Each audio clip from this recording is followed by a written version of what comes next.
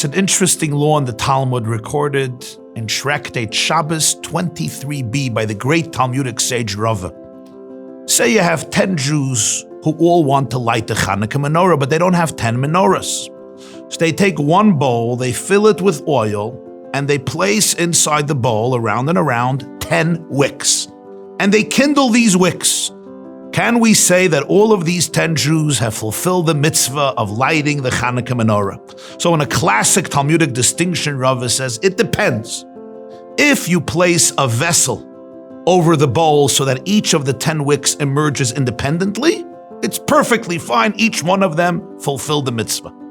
But if the bowl filled with oil and the 10 wicks is just left open, there's no utensil covering it, then Rava says nobody fulfilled the mitzvah. Because from a distance, it seems like just one large bonfire, a medura.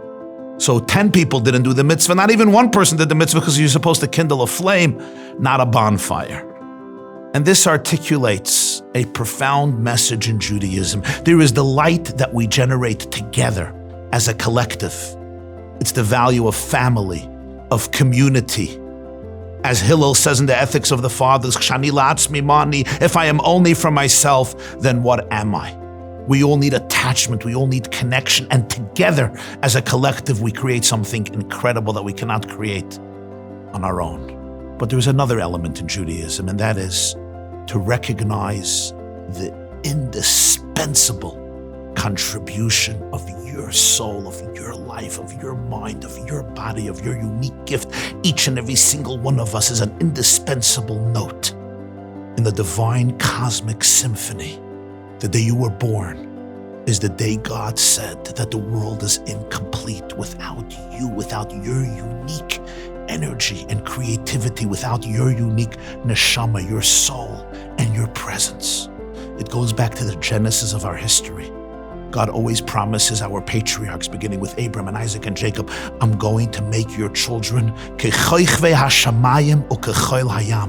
like the stars of heaven and like the sand of the sea. And the commentators ask, there's a lot of sand on the beaches, but you can't compare the number of grains of sand to the number of stars. The number of stars exceed the sand.